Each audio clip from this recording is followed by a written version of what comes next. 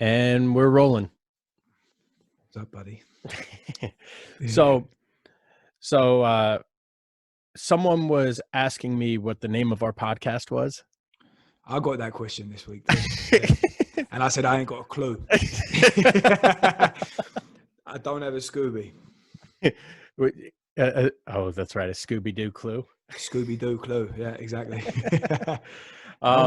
Yeah, so I didn't know what to tell him. I just said, I don't know, Mike Guadango and Brooker podcast. Yeah, something like that, mate. I don't know. We could even just wait and see. And I don't know, mate. I've got no idea. Yeah. I don't have a clue. Yeah, we have no intro music. We have nothing. It's just... No. And you don't know. Maybe no one even wants to listen to it. You know what I mean? Could be. It could be. I doubt it, but it could be. I reckon there's going to be the odd one. One of so the guy that come to visit you a couple months ago, I think, Sam. Yeah. I saw him recently, and he was saying to me, "Oh, I'm excited to hear this podcast with you and Mike and that. You two just bullshitting along." And then I thought, actually, a good word might just be bullshit. Yeah. I mean, I don't even know what direction it's going to go in, whether this is going to be, whether we only talk about fitness, which that's clearly not going to be the case. You know, it's, I don't know, because you're doing the psychology. So let's explain who we are first. My name's Mike Guadango, and I am a personal trainer that trains professional athletes, youth athletes, older athletes, and even older adults. I own my own gym. It's called Freak Strength. And I've been doing this since I was like 21 years old. I'm 34 right now as of today, which is April 12th in 2020. So that's, and oh yeah. Also, you've been in school, right? Yeah. The last year. So you've been reinvesting into yourself. Yep. And a bit of a different type of study than anybody that knows you, right? From the beginning. Mm-hmm. Yeah. I'm kind of into training on the whole perspective, from not just the weightlifting side, the speed side, the movement preparation side, but also body work. And I'm in acupuncture school right now. I'm working towards getting my doctorate in acupuncture, so I will be a real doctor of fake medicine. And yeah, that's kind of where it's going right now. And we're in the middle of the coronavirus epidemic, so all my classes have been online. Yeah, and it's amazing how well that works. I mean, you know, it's definitely opening up the possibilities of other things. I mean, say like, for example, the adult class that you have going that's quite popular in your gym. That could be, that must be going pretty good online. Yeah, we haven't with the adults, we haven't lost a single member, I don't believe. Everyone and people love doing it online. Even after all this is done, we're probably going to keep some aspect of the adult classes online just because it's so easy for them. They really enjoy it.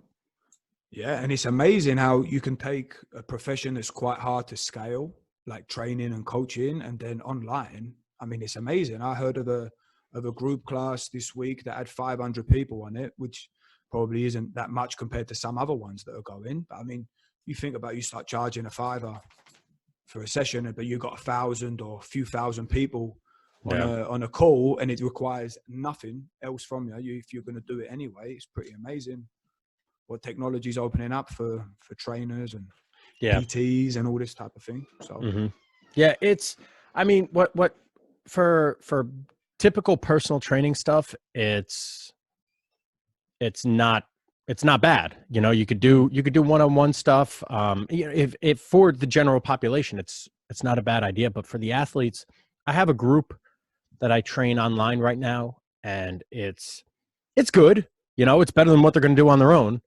But one of the benefits of training with me is that I can do on-the-spot problem solving when, hey, I'm injured or something doesn't feel right, and we could do some plan B right away. And you know, we could figure out some stretches. We could do some different movements and stuff, and try to figure out what's going on. And when you're online in a group, it's just not feasible. Yeah, absolutely. I mean, when you look at really what we do, which is more sort of custom solutions to specific problems with people, and the population is, you know, majority of the time professional athletes. That's not suited that well to this. I mean, I've got a couple teams that I do group work with, and that works pretty good, especially like the younger guys. You don't need to have much rest period, right? You don't need really water breaks. You've got an hour and you can just filter through, but it's very hard to make the good corrections. And especially when you start going up the ladder and then you've got, you know, a professional athlete that certainly shouldn't be getting ever injured with what you're doing ever, you know, then it doesn't change it that much anyway. But that's the interesting part of this field of work, right? It's very multifaceted and it doesn't follow the trends of the sort of typical training or PT or gym coach field. Do you know what I mean? Yeah. Well, and a lot of people think that, you know, oh, I want to work with pro athletes, but they don't realize that actually it's not all what you think it is at the beginning, especially. And I mean, even as with years in, it doesn't really get that much easier. And if anything, it gets more difficult, and you start realizing how flawed it is from every single angle. So go into who you are, what you do. Sure. So I'm Alex Brooker. I'm also a trainer, PT. Hard to qualify what it really is. Sort of an advisor, I guess, to different pro athletes, amateur athletes. I got some sort of general population people too. That's getting a little bit less now, just because I'm trying to sort of specialize more into performance psychology, which I'm doing my doctorate in. I've just basically got back to Swiss in the last year and settled down here, but more in the countryside. I've been doing this since, well, when I was still at university playing rugby. So 17, 18, I think, no, 18, I had my first little business. And that was when I also come out and visited you and Joe DeFranco. And what that was for a seminar, I think, right? Or one of the coaching. When was that? Was that 2011? Yeah, it must have been 2011. And then I managed to be cheeky because I had one goal, which was get an internship, no matter what way I had to do it. And, you know, you were kind enough to say, yeah, just come out. And I think you didn't think I was coming. I'm not sure. Actually, I never even asked you. Did you ever think I was going to come back? Yeah. Oh, right, yeah, cool. we were. I wouldn't have given you the shit to read if I didn't think you were coming in. Yeah, fair enough. And then, and then since then, I just didn't tell DeFranco.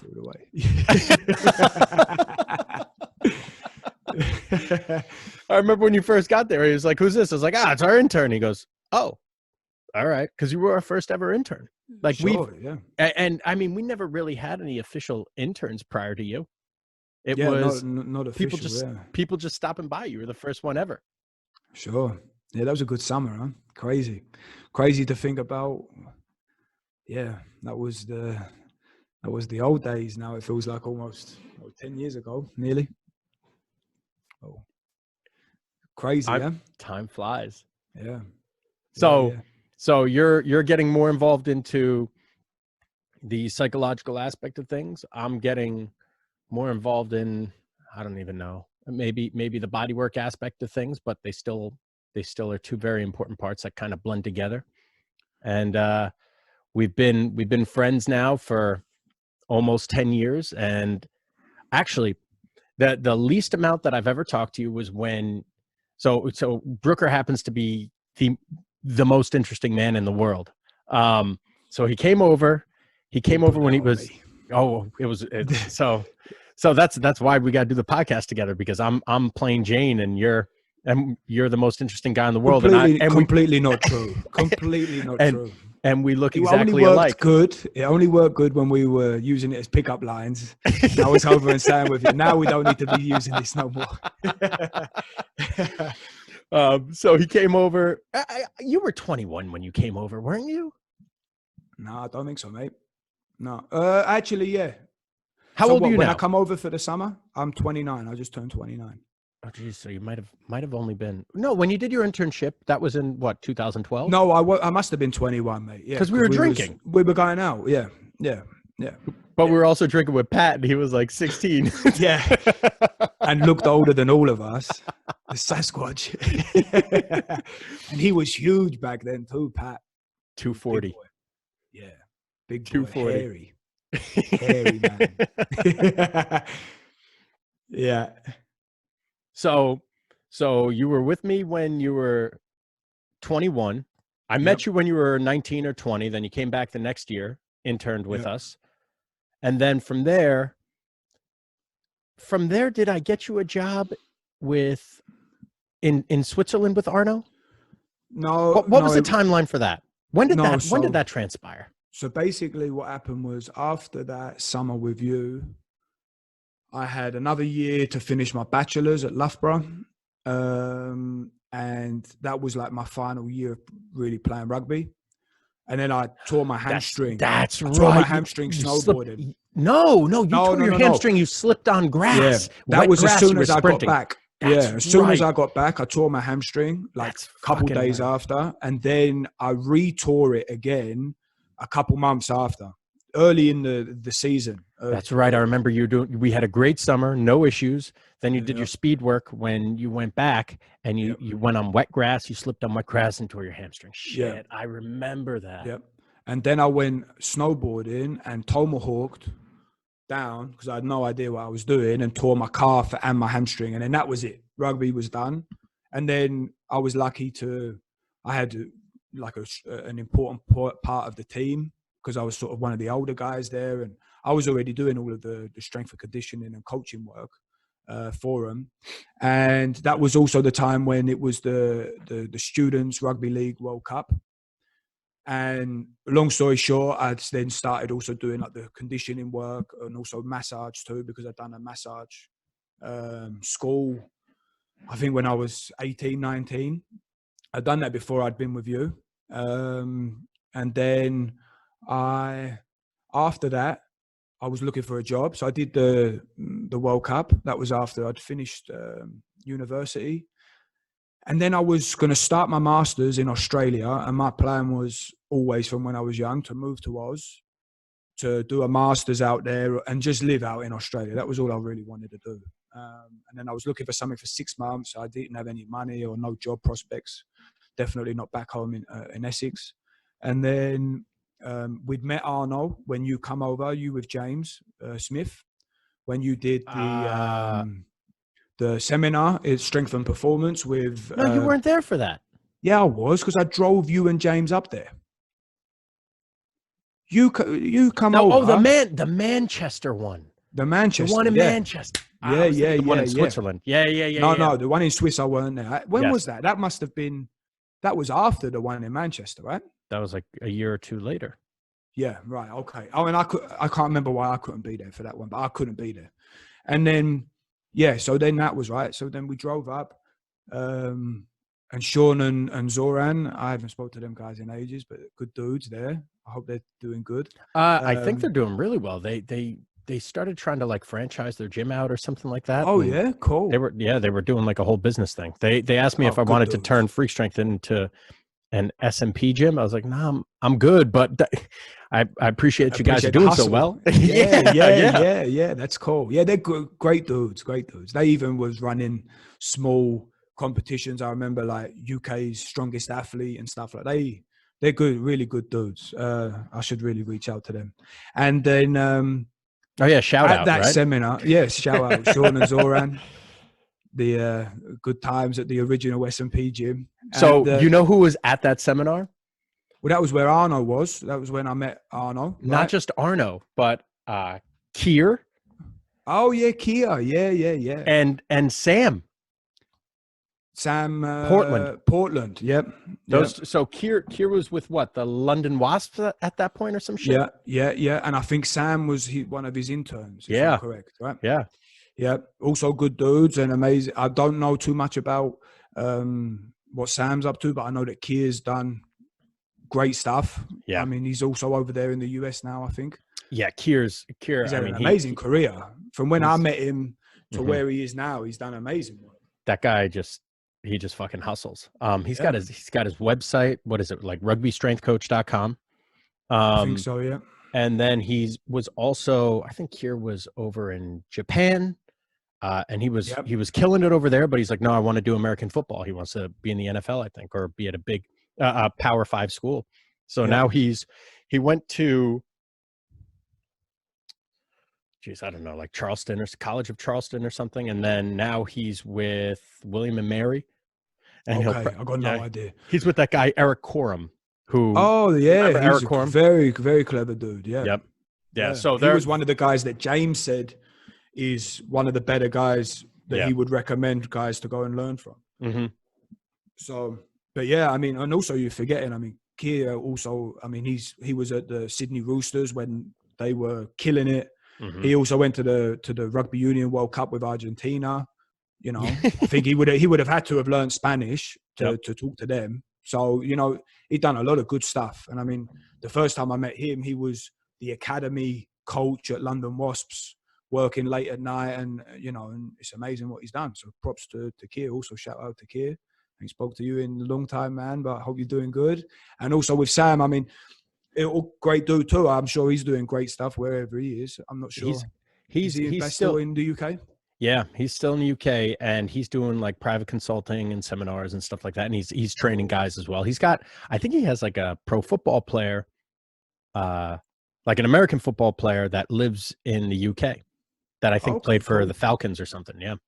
Cool. Oh, nice. Oh, I had done a podcast with Sam years ago, maybe like 3 years ago, 4 years ago, and maybe longer. And we developed a little bit of a correspondence back and forth. And then he invited me to this group where we all just BS and we talk shit. It's like 20 coaches from essentially around the world. And if anyone talks anything about training, like everyone gets yelled at. So all we do is it's like an Instagram group where we just send memes back and forth and talk shit. It's really funny. Shout out to the side chick. That's the name of the group. Called? It's called Your Side Chick. That way, if anyone ever looks at it, like a girl looks at it, really funny. Cool. Very cool. So yeah. Anyway, so from Manchester, then you went to Australia. Then from Australia, you went. No. So after Manchester, then that was that last year of university, I believe. And then after that whole thing had gone, and with the Rugby World Cup, I was looking for something. And then I was just on Facebook, and then I thought about Arno, who lived in Swiss, and he just opened up a gym that looked really cool. And I wrote him and just said, this is about what I remember. It could be a bit wrong, but it's something like, I'm looking for some work. Do you happen to know anybody or have anything? Like, I'd come out, you know, as soon as possible. And he wrote me back and was saying that he was looking for someone. And then I think a week later or a few days later, I was over in Swiss. And then very beginning stages of that gym there, elite training, Switzerland. And slowly, one by one, client. And I was really lucky because the first client I even got there, so they didn't have many people, but it had fantastic athletes in it already. Like, for example, Arnold's brother, Nevin, who is now gold medal, silver medal, overall World Cup winner. I don't know how many times Swiss champion in alpine snowboarding, probably double digits. There was also freestyle snowboarders, Hitch or Christian and Ursina, his sister Halla. They were there too. There was an amazing women's hockey player, Anya Stiefel, there. Other people too. I can't remember, but then my first person that I got through this was one of the other alpine snowboarders who was going to the Olympics. His brother, who was a karate guy, but one of the most disciplined, still very good friends today. He's researching hammerhead sharks in the Bahamas now. But this guy would train with me. He would travel 2.5 hours each way to come and train with me, but 6 days a week. And I mean, this guy, you know, his life was karate. And I was really blessed that he was the first first athlete that I got. And then slowly but surely, things built up. And, you know, when the time come to go to Australia to do my master's, you know, I just sort of like fallen in love, and I was having a really good time in Switzerland, really, really good time. And I went to Australia, but I already knew I didn't want to stay there. So I went to Oz, the master's program at Australian Catholic University, this was online. So I was in Oz for a bit. I basically didn't really stay much in Australia. It wasn't what I was expecting. I had so much expectation and hopes for it. And then I ended up going to Tasmania, and I spent, I don't know, about a month, maybe a bit longer, just road tripping around there. Then I went back to Swiss, had a blast, and then this gym really took off, and we had a great time for the next 4 years, I believe. And then I left, spent a couple years basically traveling around a little bit. I spent some time with you. I spent some time in South America, and now I'm back here for the last year. So that's me. To be clear, Brooker spent 18 months on a motorcycle, living off the back of a fucking motorcycle, going up and down South America. Yeah, and side to side, because I wasn't very organized. So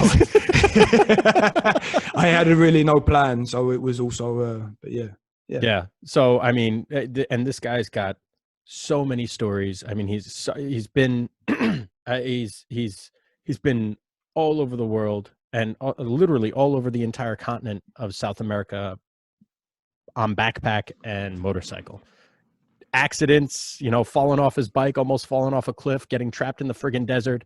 Like it's incredible that the guy's not dead. He should have died multiple times over.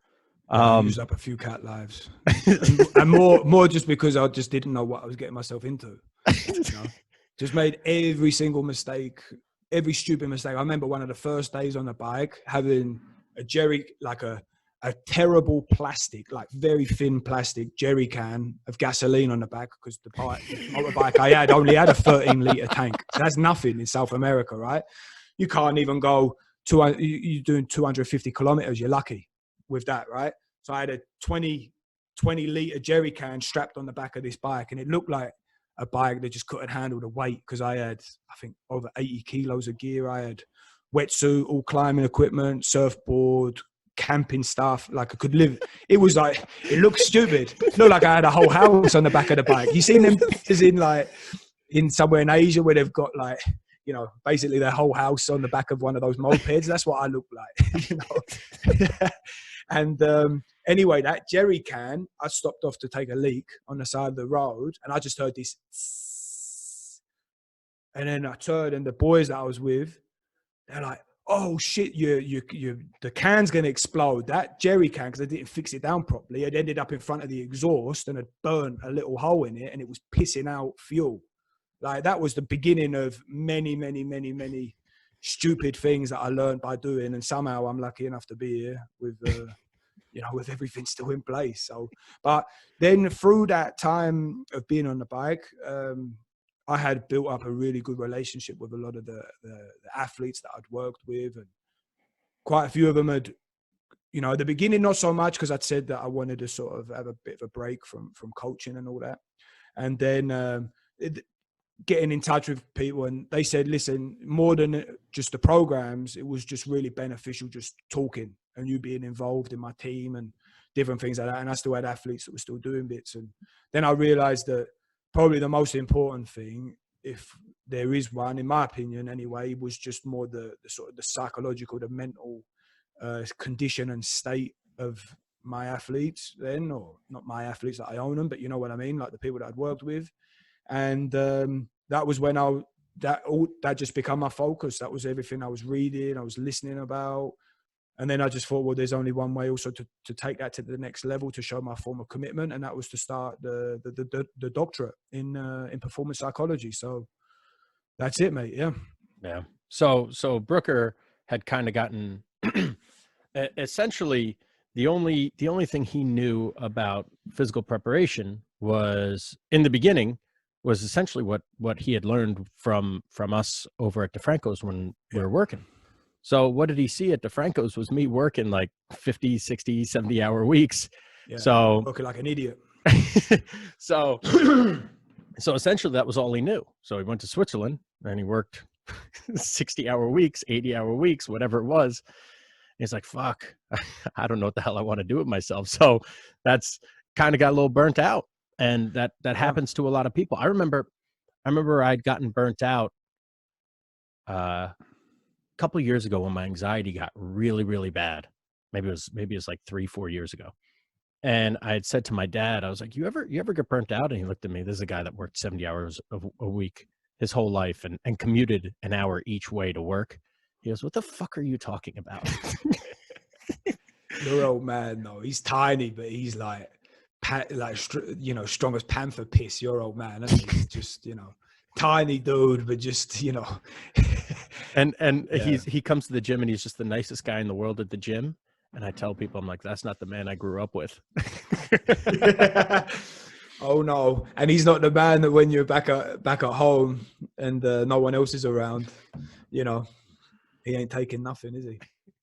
But it's then after he finished with his motorcycle trip, he came he came and slept on my couch for 3 months.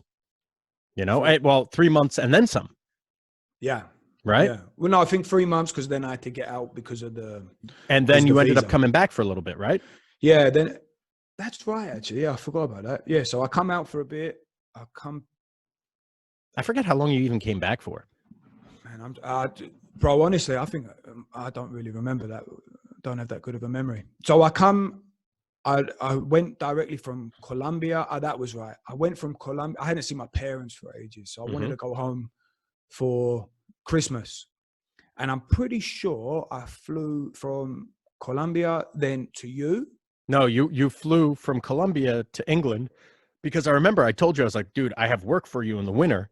Come in the winter. You're like, okay, I'll come in the winter. And then you end up coming in March when I didn't have any work for you. That's right. Went to England, then to you for a bit. And then I went back to Colombia to put my motorbike and store it because it was illegal in where it was. And then, yeah. You stored it in Venezuela, didn't you?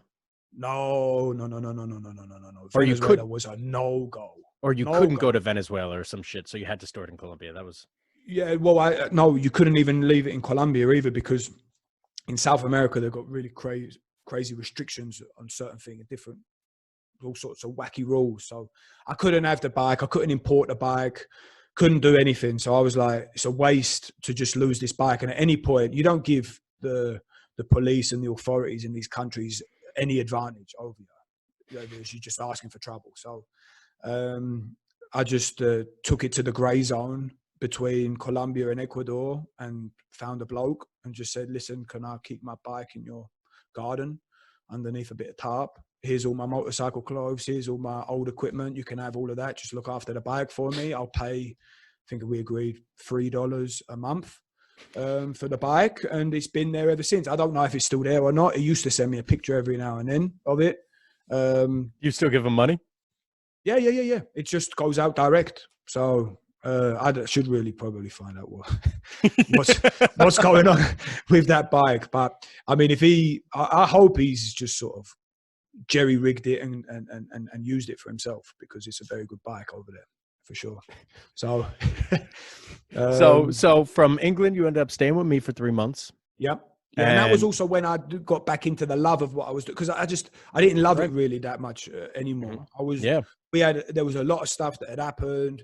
It was pretty rough. A lot of working. I was also doing my master's degree at the same time as working a lot, and just I don't know. I think I needed to just have some time. I was still quite young when I left. I was only 24, I think, 25, and we'd done a lot. We really did good stuff there. We had the best ice hockey team in Switzerland for a couple seasons. We had a lot of Olympians there. Skiers, that were involved in the gym, just fantastic people and just really, really good. I mean, Switzerland's such a small little country. People don't realize how little it is, but through our little private place, we had a lot of really good, talented, wonderful people that come through the doors. So we did really good. We had the Swiss national ice hockey team that we was doing bits for. We actually brought in loads of technology that never had been in Swiss, like from the Moxie monitor to the 1080 Quantum and the Sprint. We had that equipment before a lot of people had that. and we become friends with the original owner of it, Rolf Ullmann, who is the assistant or he's the second in charge. I can't remember his exact title, but he's the second in charge of the Chinese Olympic team, track and field team, and he was working with the pole vaulters.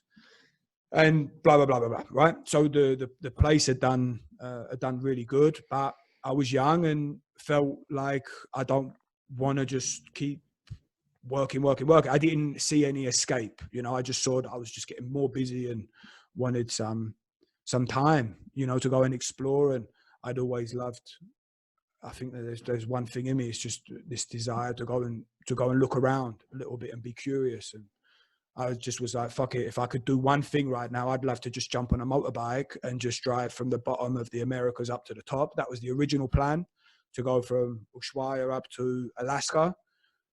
But I mean, I had a bit of money put to the side. I didn't really give a monkey's what was going to happen or what was going to go on. And that was it. You know, what started off as a trip with a couple friends. After a couple months, we were like, listen, we need to go our own way a little bit here. And, you know, just because it's more grueling and more difficult than you realize to do such a trip like that. It's not as simple as like, you know, oh, we'll go, you know, especially when you're roughing it in some of these places. It's like pretty grueling. I mean, especially down the bottom of South America, you've got winds there that go gusts up to 140 kilometers an hour. I mean, you're riding a motorbike and you're like this, and it's just grueling. I mean, you got, 800,000 kilometers between fuel stations, and the fuel stations ain't even got cities there. They're just like a bunch of shacks sometimes. And, you know, I don't even know why I got onto this, mate. What was I don't know why we're going. Because you're the most interesting man in the world. No, dude, no. So anyway, more about you, buddy. So hold on. So you came. I want to finish it, because when you ended up coming here for those 3 months, you and I were sitting down and we didn't know what the fuck to do. I started taking up the piano because I was trying to figure out. It was right when I had just figured out how to like start coping with my anxiety and all the shit I was going through. So I was like, oh, I want to surf. I want to play the piano. I want to do all this stuff. I want to learn how to do it well. Then you came here. It was cold, and I remember we bought you a wetsuit and we bought you some stuff. No, I had a wetsuit. We got some booties, and I think that's all still in my trunk, right? All your stuff is still in my trunk, or do you have it? Oh, you got it? Because I was wondering if I'd lost that or not. So I'm glad. I may have that in the trunk of my car still, but then you and I were sitting down one night, and one of many nights, sitting down by the fire, smoking cigars. And we're like, all right, well, fuck, I think, you know, because Pat Cole had just done the acupuncture school. He was in it. Yeah. And we were talking about it. And I said, you know, in New Jersey, no one can do the needlework unless you're an acupuncturist. And all my guys get that done. Like, maybe I'll do that. And you said, yeah, you know, maybe I'll figure. And you were trying to figure out what you wanted to do, whether you wanted to do like the online business stuff and try to do more of that. And then you said, you know what, fuck this. Like, I'm going to get my doctorate in psychology. So it was literally in that 3-month time where you and I both decided to just go towards higher education. And you had no money coming in at that point, and I had my entire business that was flourishing. Yeah. Right. And we both said, fuck it. We're just going to make this investment into pursuing getting our doctorates in different realms. Yeah. Could just reinvest back in. And it's funny because it wasn't what I wanted to do at all. Absolutely no chance. Go back to school and do this, like deadlines, and spend all this money, and for what? You know, does it really matter? Like these letters after your name or something? But I don't know. The way I sort of, like when people ask me now, like, why are you doing this again to yourself for? I mean, you got a master's already, but I just said, if our job is really service, it's better to there should be no stones left unturned. And I feel like this is, you know, we're still young, man. I mean, you know, that's the beautiful thing about what we do is we're getting sort of paid, and we're valuable for the knowledge we have. And there's only two ways you can really learn, right? It's from other people's experiences or from your own experience. And just the more that we just sort of accumulate knowledge and surround ourselves with people. And I mean, even if you can take one or two things away from acupuncture, I mean, you know, and we talk too much about me. Like, let's go into you, right? You are like the biggest skeptic, no SIBO, everything's bullshit, especially TCM sort of kind of stuff. It was, you know, you would have to be sort of slapped in the face by someone to believe that it's valuable and true, right? Because you'd experimented with loads of things, and not that you're closed-minded, but you know what I mean? Like, you have to be proven that this works and this is worth risking it on your clientele. And, you know, I remember these discussions by the fire with Pat about acupuncture, and is there something to this or not? This sounds like a bit like, you know, woo-woo, et cetera, et cetera. But you started off being quite sort of skeptical. And I think, you know, I remember saying also at the beginning, like, you're going to understand this topic from your own lens. And, you know, there's going to be some things that you can take from it, even if you don't use the same terminology or words or systems that they do in acupuncture. And I think that's kind of what's happened, right? I mean, you've really embraced it, and actually you're enjoying it a lot, this traditional Chinese medicine. Yeah.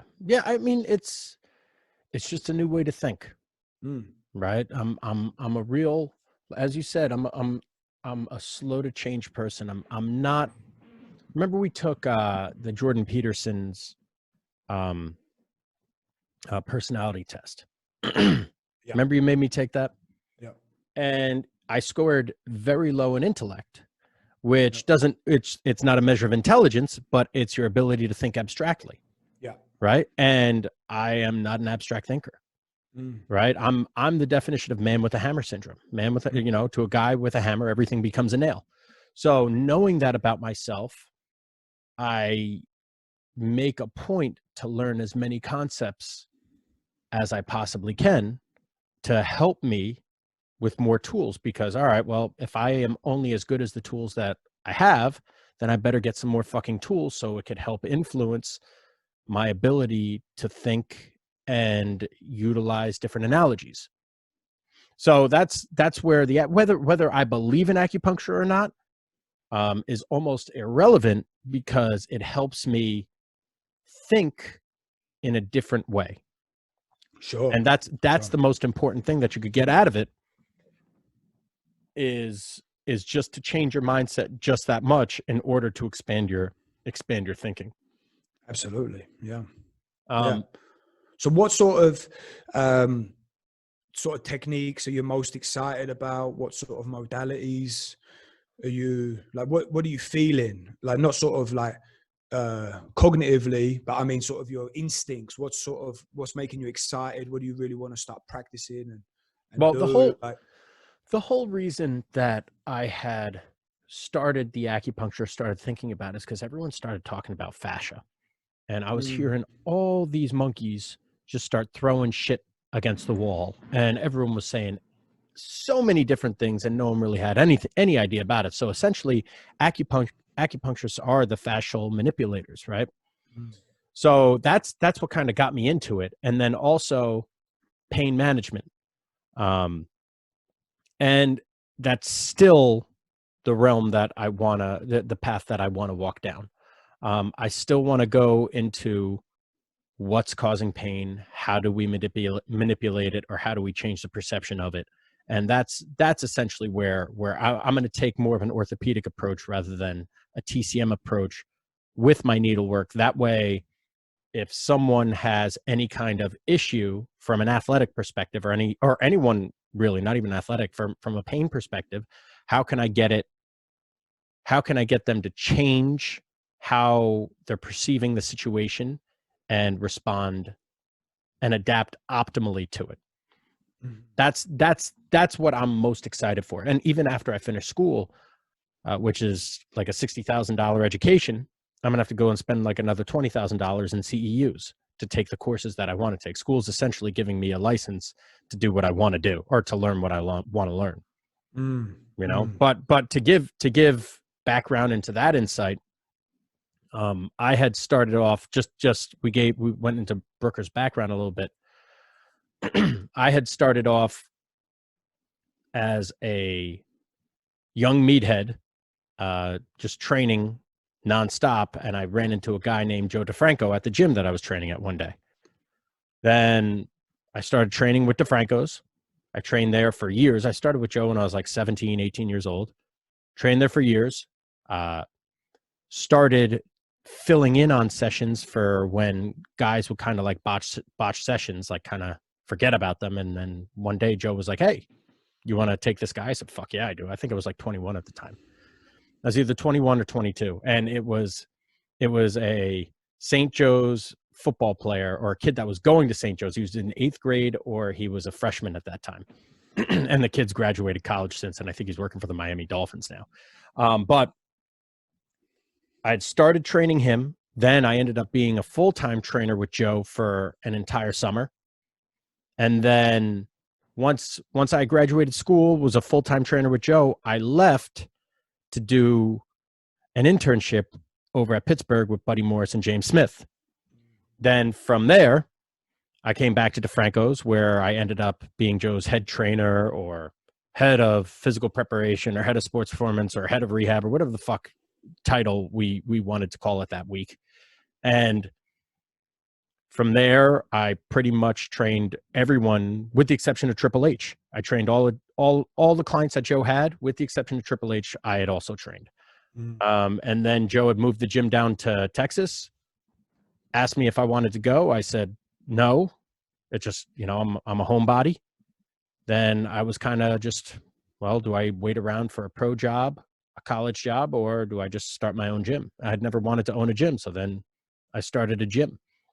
And during that time, while I was at DeFranco's and I was owning my own gym, I had just become obsessed with learning and would just read and read and read. I remember I would spend every Wednesday, which was I've said this on other podcasts before, but I would spend every Wednesday. It was my favorite day. I'd wake up at like 2 a.m. I'd take an Adderall and I'd take a Provigil. Remember when we were talking about Provigil stuff? I would take an Adderall, like a instant release Adderall. I would take, and I had the scripts for everything. I brew a pot of coffee, take like 125 milligrams of Provigil, and I would just read. And I would read, and I would read for easily I would read for 10 hours at a clip before I even got up. And then some days I would read, I would just not even have work on a Wednesday. Some days I would read for 20 hours. Other days I would read for 10, 15 hours or 12 hours, and then go to work afterwards, and then come back and then try to go to sleep. And I did that every Wednesday. Sometimes I would do that 2-3 times a week because I started getting obsessed with it. But then I noticed like a little bit of a dependency on the drugs. I remember that too. I'm like, this isn't that good of an idea. Let me just string this a little further apart. So I did it weekly for years. And I came up with a method that, after watching a TED talk, the guy had said, you can become average at anything with just 20 hours. 20 hours of work and you can become genuinely average at something. I said, awesome. So I'm going to apply that to learning. So I'd pick a topic and I'd spend 20 hours learning about it.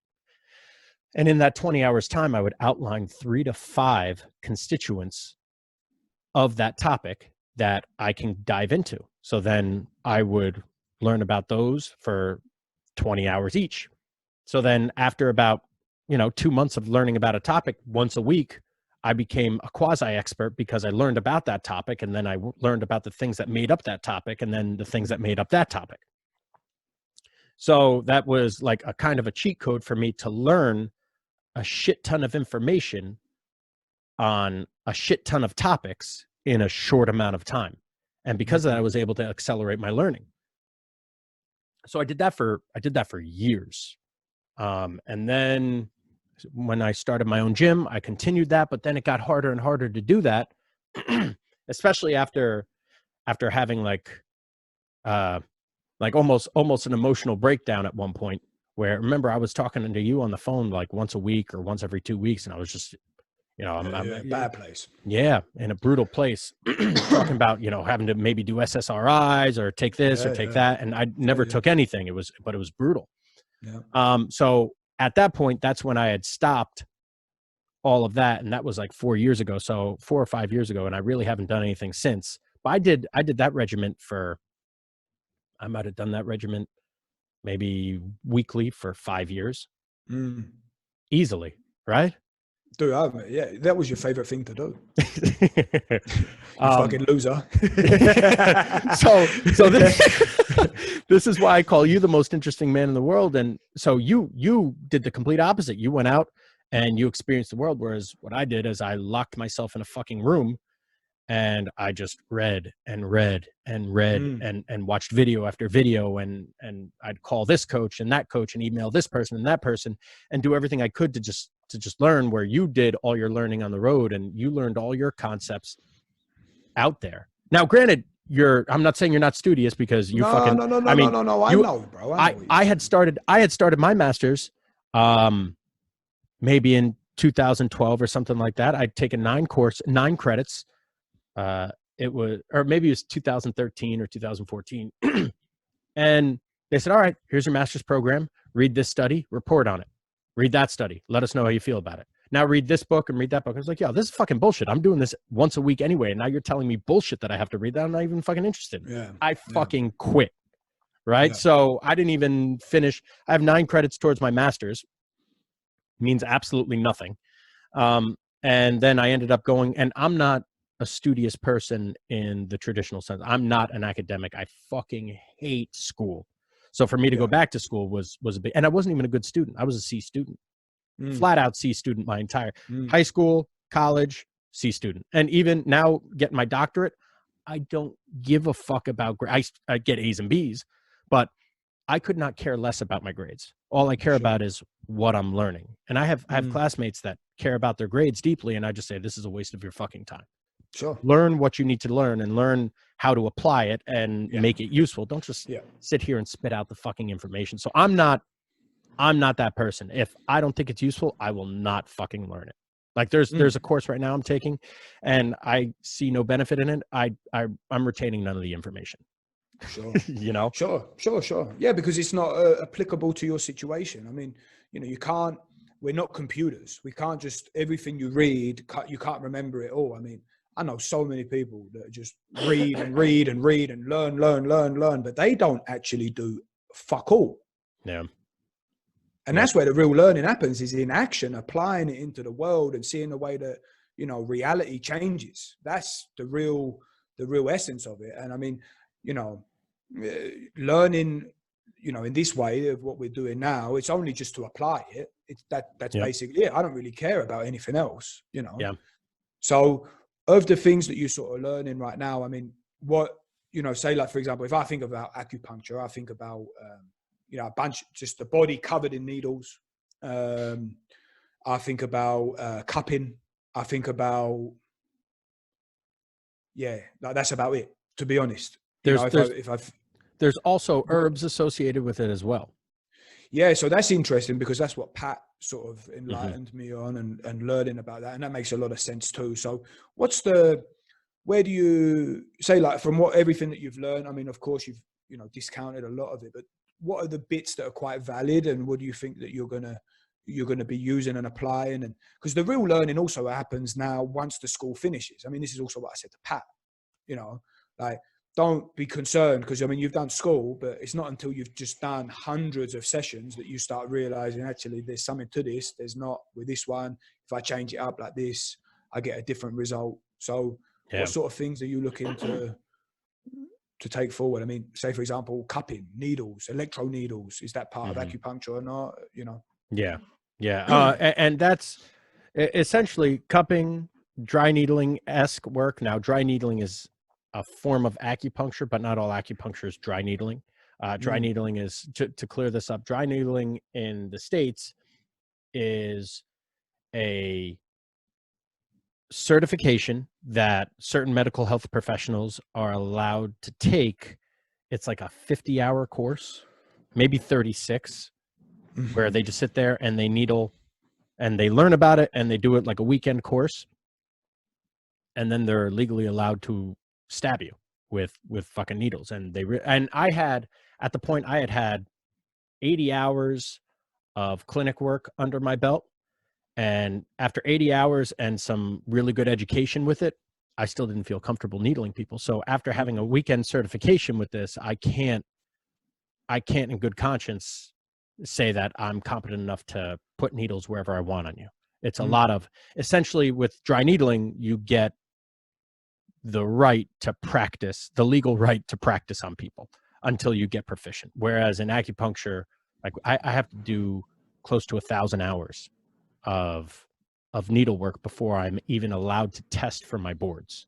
And that's just of needlework. I think we have to do like 860 or 890 hours just of clinic work and observational work of needles under strict supervision before we're legally allowed to needle people. And that doesn't include the 1,700 hours. I think it's like 16 or 1,700 hours worth of coursework that we have to do as well. So it's a really big time slot. So that's the difference between dry needling and acupuncture.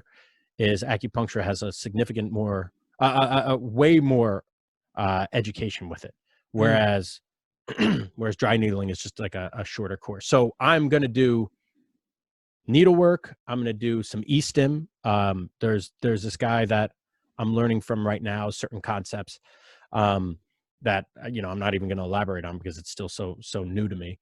But I'm going to do different types of e-stim. Cupping will obviously be part of it. Now, Tui Na is acupuncture's massage. But it's also manipulation. So they're allowed to do joint manipulations with Tui Na. They're allowed to do body work with Tui Na. You name it. Any kind of body work, you're allowed to do it with Tui Na. It encompasses everything. Then if I wanted to do the herbal program, that would be our pharmaceutical aspect. And then if I wanted to do, and then Qigong and Tai Chi, that's acupuncture's form of physical therapy. So acupuncture in itself is a holistic practice. So by me being an acupuncturist, I can do whatever the fuck I want. That's what was appealing. That's why I chose acupuncture rather than my doctorate of physical therapy. I want to be a doctorate of acupuncture because I'm essentially, I'm a full go to do whatever the hell I want with someone. And it's still covered under, within reason, and it's still covered under the scope of acupuncture. Whereas if I'm a physical therapist, there's very strict guidelines. Like there's certain things that I can do and certain things that I cannot do. Sure. And I'm restricted by certain protocols, and I'm handcuffed by insurances with certain things. So that's something that I just don't want to have to deal with. That's one of the main reasons I chose acupuncture and not physical therapy. And I could have chose physical therapy. It's not like I couldn't have gotten into school. My resume got me in. But acupuncture was more appealing because, one, I could do more, and two, it was a different thought process of how to think. Like it just the way it encompasses way more than traditional Western medicine stuff, which I am Western medicine influenced and trained. But I still, and it's not like I'm one of those, hey, you could defeat coronavirus with just some essential oils and rosemary or some shit. Like that's not what I am. But there's still aspects of it that are useful. Sure. So yeah, I guess that was a pretty shitty answer to your question as to what the hell I'm going to use. No, I mean, you didn't really answer the question at all, but it was still interesting what you said. No, I mean, the thing that I feel like I've seen sort of change in you is this, it's almost like your philosophy with your perspective has changed a lot, like these new ideas. I mean, you're approaching things very differently. I mean, before, like if we look at like the progression of you in your trade, very much when I first met you, you was, into, get people strong, explosive, like jumps, weights, some sprint work, sort of quite West Side approached. Then as time went on, you went to go with Buddy and James. I think that opened your eyes a lot. Everything sort of changed then, especially because of how different personalities those two guys are. They're very different people, but with some, they look at certain things the same way, I think, but there's other things they probably don't. Then you've sort of took into a lot of sort of speed development and looking into this and movement inefficiencies. And the stuff that you started off with got sort of, they're not really as important anymore. Right, so sort of this sort of like idea of like maximal strength and different and grinding out just as many reps as possible and stuff like this is just sort of kind of going away. And now it's sort of, you seem to me like you're approaching more of like the art form of body work, if I'm going to be completely honest. And I think that's if I look at how you've progressed and what sort of direction you might be going, it looks like it in this sort of way. And I think that the acupuncture has been really helpful to you in your changing your, I mean, at the end of the day, it's all about the filters you got of your own narrative, right? We're receiving information, but we're projecting a lot too. And I mean, you've just upgraded your filters, I feel like, with things that you would never have touched on otherwise if you didn't do such a school. Yeah. So I think we both feel the same way about this in physical performance only matters so much as long as you can get on the field or get on the ice, right? Yeah. Like the playing field is the most important thing. So whatever enables our guys first and foremost to play is most important. Then we figure out what helps them play optimally. And I feel like what you and I, the more we learn, the less other things like that, the less the bench press, the less the squat and the traditional weight lifts even matter. So what matters is their mental state. What matters is their mind-body connection, right? How they can unlock what they're doing, and a lot of my guys will get injured if strictly because they don't know how they're supposed to be feeling. Because I'll ask them a million times, like, "Hey, how you feeling? How's this? How's that?" No, I feel good. I feel good. I feel good. Well, that's a vague answer. Is anything tight? No, nothing's tight. How about your hamstring? Do you feel anything in your hamstring? No, I don't feel anything. How about your hip flexor? Do you feel anything in your hip flexor? Well, yeah, I'll feel a little bit something here, but I'm okay. Well, so what you need to do, what our job is to help them realize how they're supposed to feel. And then once we do that, we need to have the answer on how to address that, how to address the suboptimal feeling or suboptimal state that they're in. And can we do that with certain exercises? Yeah, but a lot of it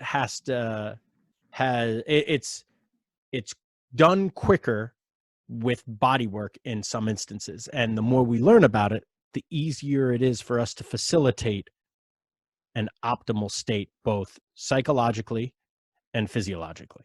So that's why I think the acupuncture was so appealing to me and the psychology was so appealing to you, is because, all right, there's only so much fucking weight work can really do for someone, and a lacrosse ball and all this, right? Like, we need to sit down, we need to understand you as a person, or we need to sit down and we need to understand your body holistically.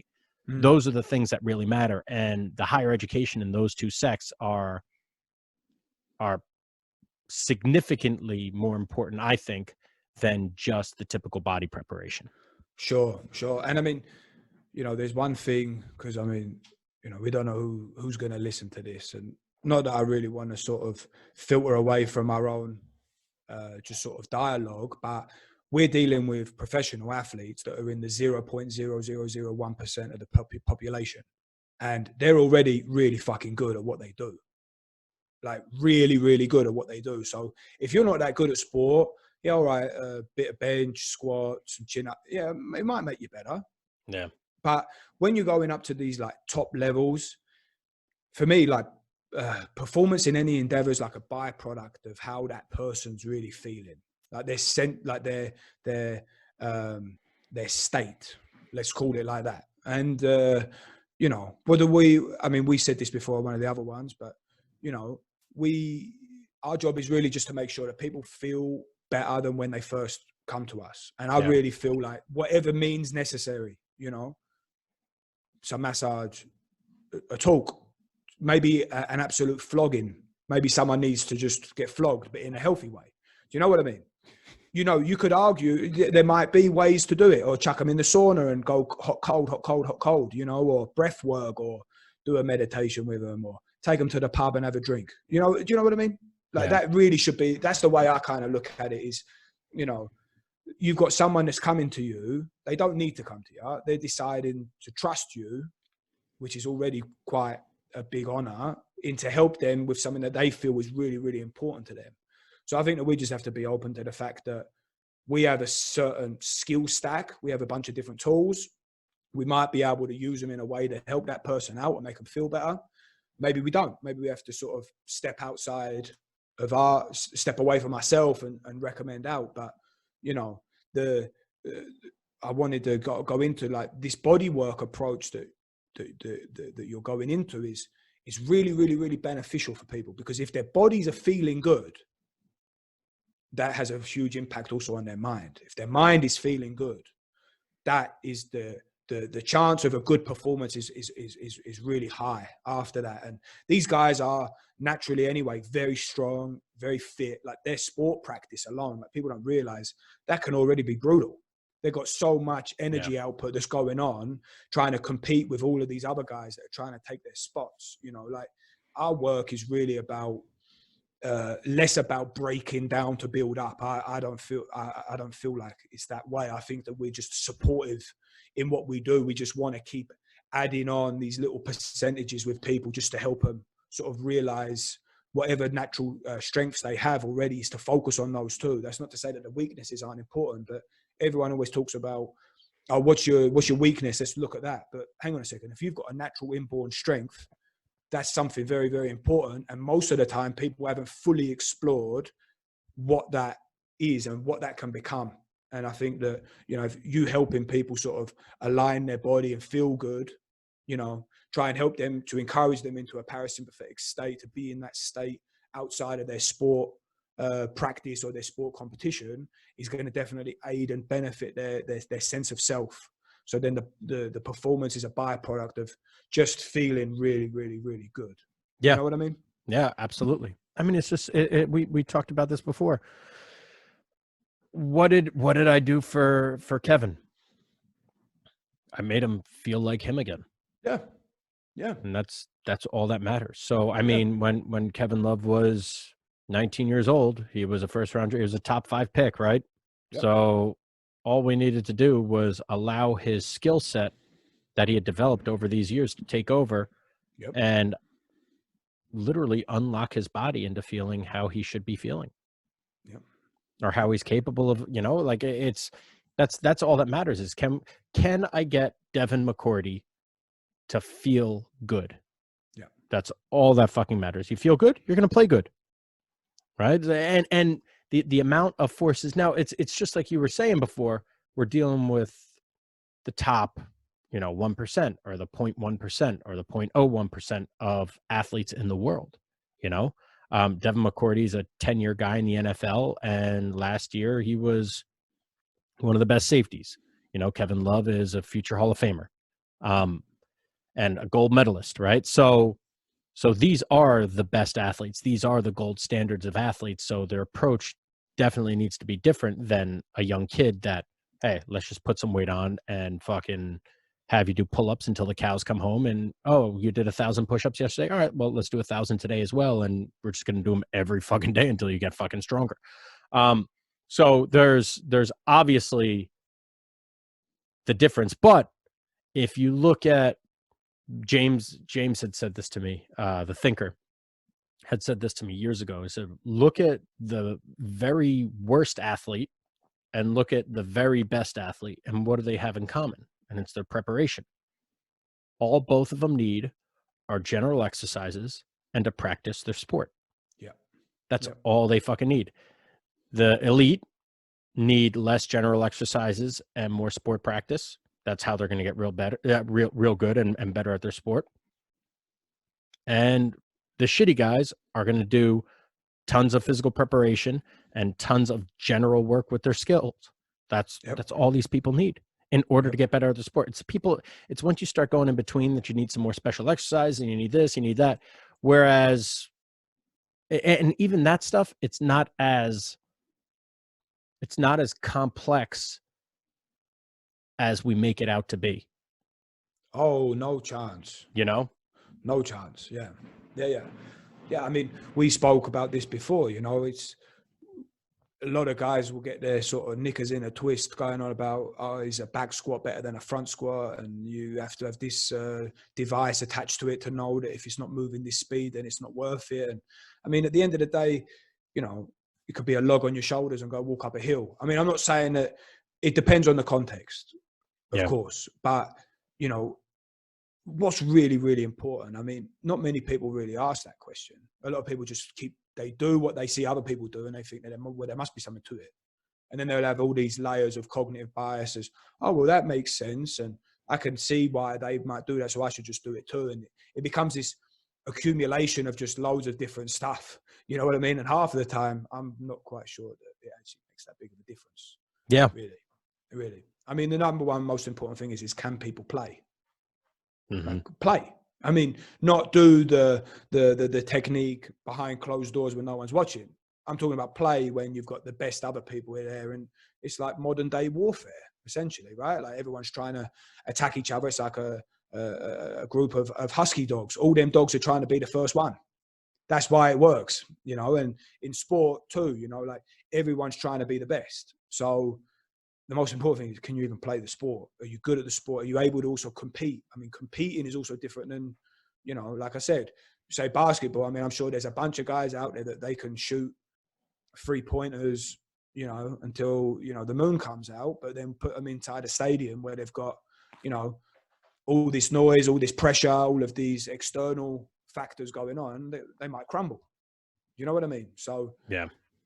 it's so hard. And also, mate, sorry to interrupt you, but No. when we talk about this stuff, it's always context dependent.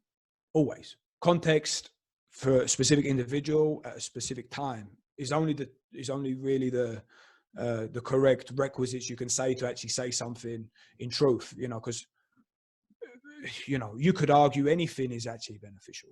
Yeah. You could also argue that nothing is beneficial in some form of way, I feel like, you know what I mean? And just depending on the way you look at it. And, you know, these like top level dudes, I feel like there's a lot that their own natural intuitions can really say in this, you know, because they're trying to do things that no one else has really done before.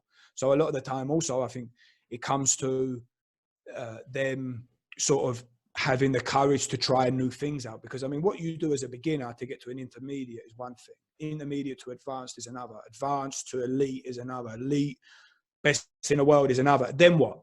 You know, say like someone like, you know, Roger Federer, right? I'm sure you know who he is, right? The tennis player, right? Mm-hmm.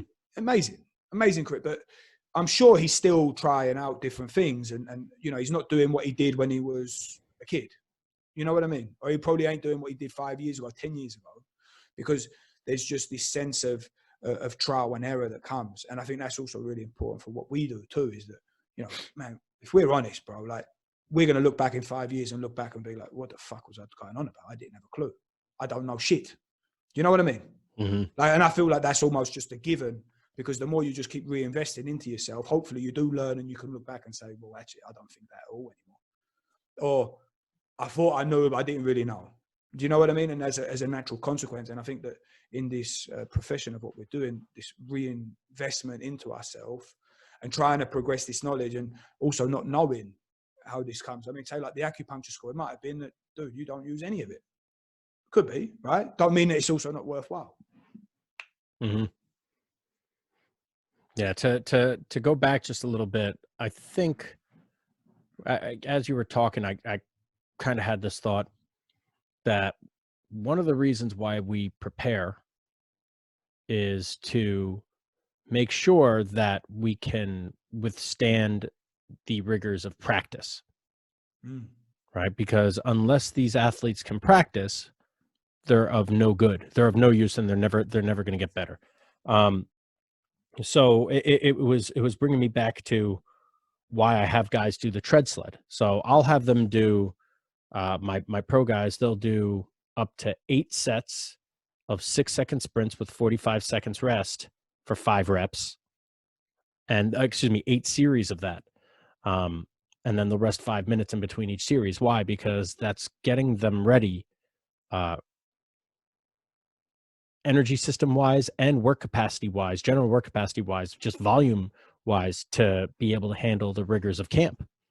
Sure. And I think we worry so much about the performance and how we're going to impact performance that we don't think that how we can properly prepare these guys for practice, which is really what's going to help performance. Sure. And that's probably also where the majority of the injuries come from. right? right? So Yeah, getting good enough to also be able to play on the team. You know, you might be fantastic, but if you ain't showing up and proving it in practice, yeah. exactly. Yep. So baseball players are notorious for hitting buckets of balls daily, right? They'll take tons and tons and tons of repetitions every single day of the same type of repetition over and over and over again. And essentially, that's specific work capacity. And the only way that and sometimes you really don't start clicking until, at towards the end of the second bucket, or towards the end of the third bucket. Things really don't start clicking for you real well. So what we need to be able to do is we need to be able to get their physical preparation to the point where they can withstand the ability to perform over repetition after repetition after repetition, and we need to make sure that they don't fatigue at that point, or that what we're doing is not taking away from those reps. Yeah. Does that make Yeah. sense? Absolutely. Absolutely. So we need to enhance their ability to perform those reps after reps after reps in order for them to have the realization so they can achieve sport form. Sure. Absolutely. Absolutely. And I mean, this word work capacity, I mean, this is absolutely crucial. This is crucial. It goes also, whenever this topic comes up, I always think about James's thinkers early work, like maximal versus operational outputs and stuff like this. I mean, we really always love to focus on the maxes, without realizing that a lot of the time we're operating underneath our max, but we have to do this over and over and over again. You know what I mean? So, and looking at both sides of the puzzle is also really important. So I think that's really important what you said, mate, like preparing guys to be able to practice, to give them the best chance of showing them the sport skill at the right time. I mean, at the end of the day, the amount of stupid shit that people do, it never fails to amaze me, because especially when you think about athletes' careers are limited. You don't know when it's going to end. It could be the next practice or the next game. You got this chance that you've been working years for to actually earn some really good money with different things, and try and change not just your life, but maybe even your family's name forever. I mean, that could happen, right? So, it's also amazing how there's not much security that you have as a young athlete. I mean, I think it's different all around the world, and certainly within different sports it's very different, but you've got a lot of idiots around. A lot of idiots making people do stupid shit and hurting them, or not giving them the chance to perform at their potential, or giving them the chance to perform at their potential in the actual competition. And this idea of looking at it to prepare them for practice and prepare them for the, just for the, let's say, like the rigors of the game or the rigors of the season is quite a nice way to look at it. So, but there was actually, something else I wanted to say with, that I had a thought about with preparing athletes is what's quite interesting sometimes is that sometimes your best performance comes when you're not expecting it, or when it shouldn't really be happening. And this is also something that I really like to think about and to explore as to why that could be the case. I mean, we spoke on a previous one about you having your best season when you had an injury, right? Was it bad shoulder, bad back? Bad shoulder, bad back, and pneumonia.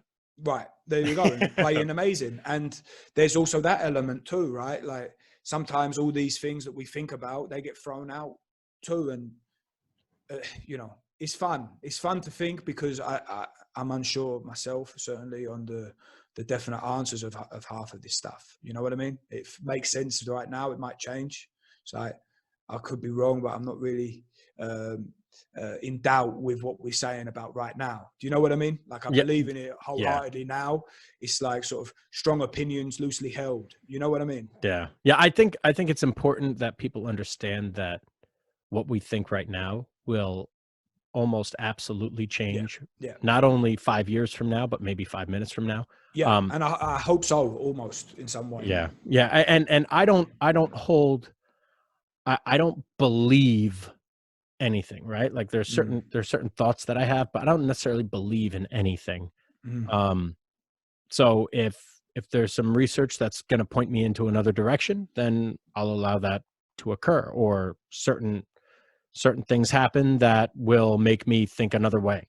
I Yeah. don't like, I'm not married to one thing or one thought or one statement that I ever make. I can make a statement this week that next week I'm like, look back and say, this is really fucking stupid. Yeah. So Yeah. I think it's important to have that mindset, but also not to be, you know, a piece of fucking straw in the wind just being blown back and forth.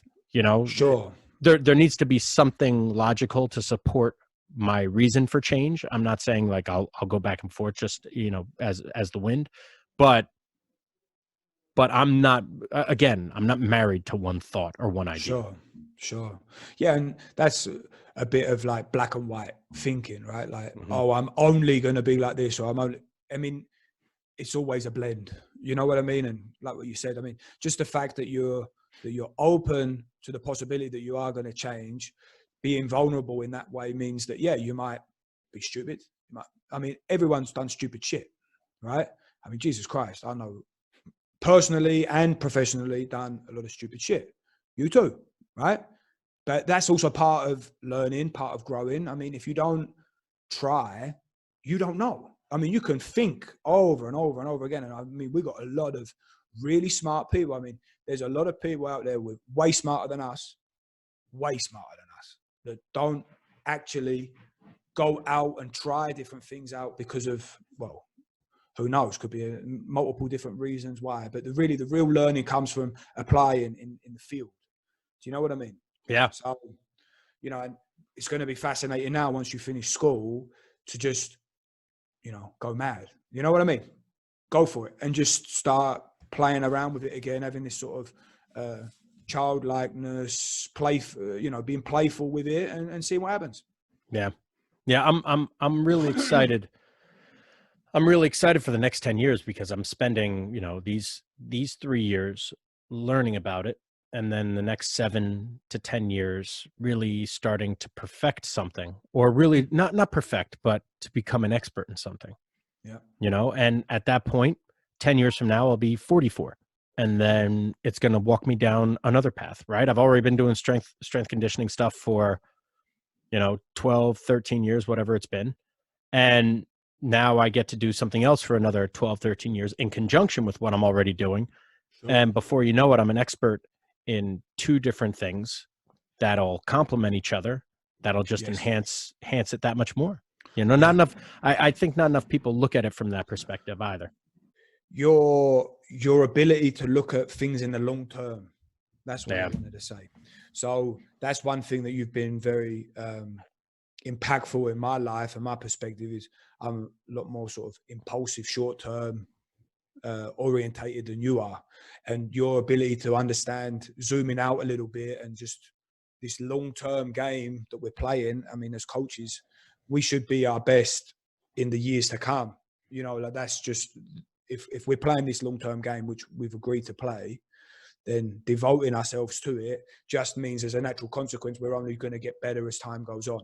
You know what I mean? And that's this idea of, you know, you being an expert in strength conditioning and then in acupuncture, and probably later than that, other things too. And then that skill stack will make you very unique and very valuable to the right person at the right time. And, you know, that's the cool thing of, that's why the future looks so good, mate, for yourself, for myself too, and for a lot of the people that we know, is things are only going to get better. Like the best is yet to come.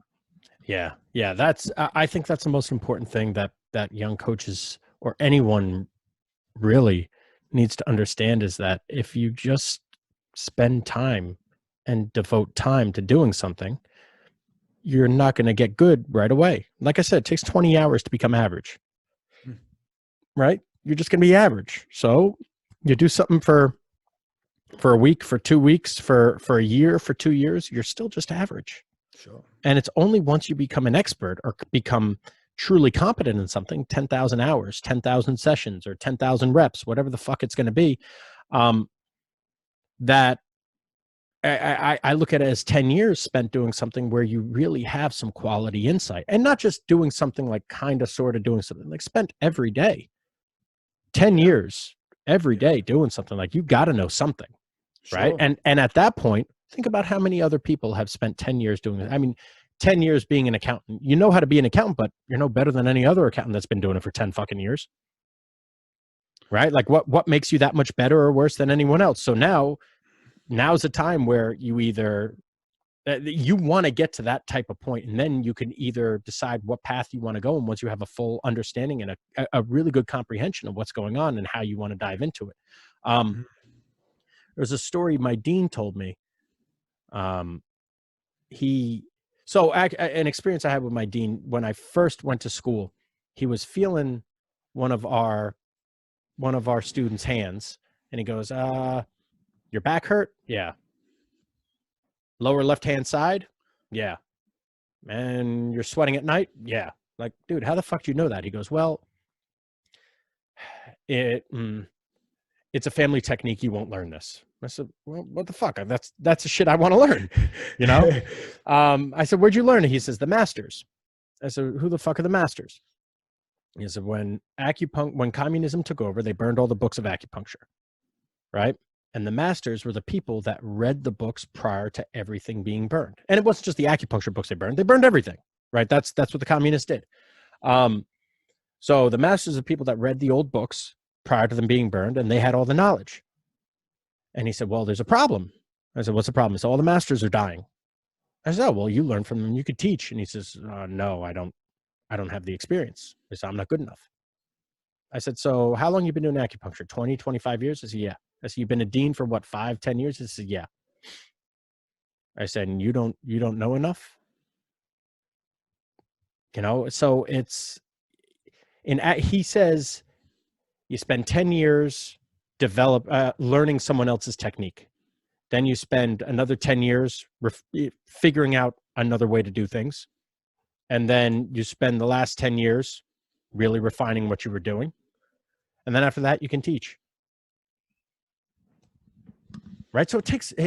I look at that approach with anything like, holy fuck. I mean, that's how you really become refined at what you do. But I mean, it doesn't mean you can't be an expert in 10 years, right? Or be very, very, very good. 10 years spent just dedicating your life to that thing for 10 years. So, I mean, by the time I'm 44, I'll have 2 things that I've spent significant time dedicating myself to for 10 years each time, minimum. And then after that, I'll find something else, and then I'll only be 54. And then I'll only be 64. So I'll learn 4 things that I'll be masterful in, like world-class level, that I would like to be, that I can give. And then now, like, people are living to be 80, 90 years old. Fuck. That's like the fourth quarter for me. By the time I'm 64, I'm in the fourth quarter. So now I can give, and now I can really do stuff. Like, as far as education and everything right now, like, I'm taking in the education. I'm learning. I'm not the one giving it. Sure. And that's like been my thought process with things. That's why I don't really put much out there. Yeah. And I'm with you 100%. It's like the impact of like compounding interest. Yeah, exactly. That's really the great thing of what it is. And I mean, really, dude, it won't be until, 50, 60. I mean, that's also where, men really show how good they are with things. I mean, it's like, how they make a samurai sword. It's just like continual heat, whack, cold, heat, whack, cold, heat, whack, cold. I mean, that's almost like the secret to anything, right? And the most important things in life, it seems to be, like, if you approach them with a long-term perspective, it goes better, right? Yeah, I think what's that Naval quote, like, you should only play long-term games, and with health, wealth, and relationships. These are like the things that you should be really looking at long term, and devouring into them. And I mean, this will also added to your wealth, because your wealth is dependent on the value that you can give to other people. And the more that you sort of reinvest into yourself and experiment and keep progressing, the value you can provide people is enormous. I mean, you've had tremendous results with people in one session that you've been able to do, right? So if that's going to continue, what does the future look like? It looks really, really, really good, mate. And you deserve it all, because you're disciplined, you're working hard, you keep reinvesting back into yourself, and you know, the future looks great, mate. Really. Yeah. It's just one day at a time, one rep at a time. Now, another way that I also look at it too, and this is why it's a long-term game. Justin Tradow just started picking up golf, right? And he's like the 10,000 rep rule guy. You know, if you spend 10,000 reps, like you're going to get pretty good at something. He says, "Oh, fuck it. If a normal person does 10,000 reps in 5 years or whatever, he says, I'll do it in 2. So I'll just up my reps." You know, like that's how he just fucking thinks about it, whatever the hell it is. So he started swinging every single day. And after 2 weeks, he hurt himself. Right. So, so if you try to speed up the process, and he goes, but I do all my mobility work. I do my soft tissue work. I do all my fascial stuff. So yeah, but the connective tissues associated with the movements that you're doing, they haven't built up resilience yet, and that takes time. There's a certain take time. So even if you want to go full blast as fast as you can, as quickly as you can, right? Like even if you have the energy to do it, your body might not have the resources. So it just no matter what you do, no matter how you fucking spin it, it's just going to take time. Can you accelerate it? Absolutely. But can the acceleration end up causing issues down the road or issues immediately? Fuck yes. That's why everything we do, we just slow cook it. There's no reason to go balls to the wall. And I mean, look at me. I went balls to the wall for 5 fucking years with learning and with work. And what I do, I had a fucking breakdown. Yeah. You know, so like that just goes to show you, even when it comes to studying, you can't there's only so much you can actually take. So it's just, it just takes time. There's no other way to do it. And that's just, that's just understanding. And also understanding that, when you have this thing that you really feel like you need to then be good enough or something like that, then there's only another thing. And then there's only another thing, because the understanding is that if things take time, you can still enjoy and be interacting and providing value as much as you can now. I mean, Jesus Christ, dude, we were really young and are still young to be doing some of the things that we're doing, right? Or I talked for myself. Maybe that's the wrong way to think about it, but I think so. I mean, I was really young, working with a lot of people that were older than me. I didn't know bugger all about ice hockey. I had no idea, really. I mean, I looked it up a little bit before I started working, but that doesn't mean that you still can't produce value. Like a lot of people, they say, "Oh, I'm not ready yet. I do this next school and then I'm ready, or this next certification and then I'll be good enough and I'll have this to be able to do what I want to do." But that's also, I don't think that's the right way to look at it. I think it's just understanding, planting a seed and really caring for the seed and knowing that it's going to come with time, and then just actually enjoying life and going about it and providing as much value as you can, and just knowing that the future is going to be bright, because the future is basically a byproduct of what you do right now in this moment. You know what I mean? So that's it.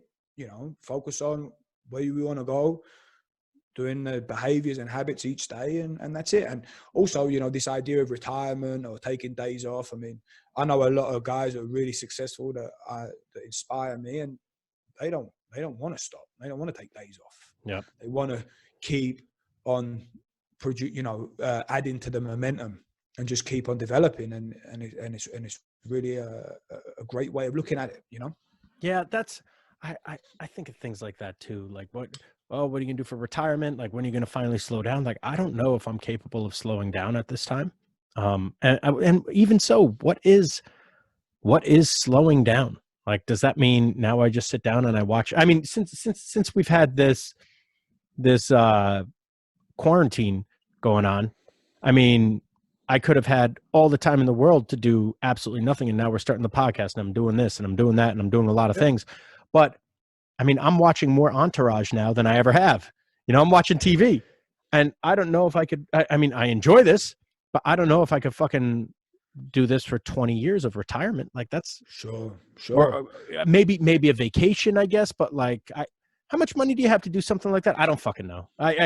For me, like there needs to be some kind of learning going on at all times. Otherwise, I'll just feel like I'm dying. Yeah, yeah, yeah, yeah. I mean, you're either. It looks like everything in nature is either growing or dying, and I think it's very much the same with us. And I've met people that are just, they have this childlike quality about them. They're just playing. Even as they get older, seem to just, they open up even more, and they're just curious to be beginners at stuff and learn different Mm-hmm. things. And this process of learning, like, you learn about one thing, you learn about many things. There's a lot of lessons that, philosophical lessons that come from pursuing any endeavor. And this idea that, one day I'm going to have enough money so that then I can just go to a beach in Barbados and drink margaritas all day. Well, okay, that's cool. But what after 3 weeks, Yep. 3 months?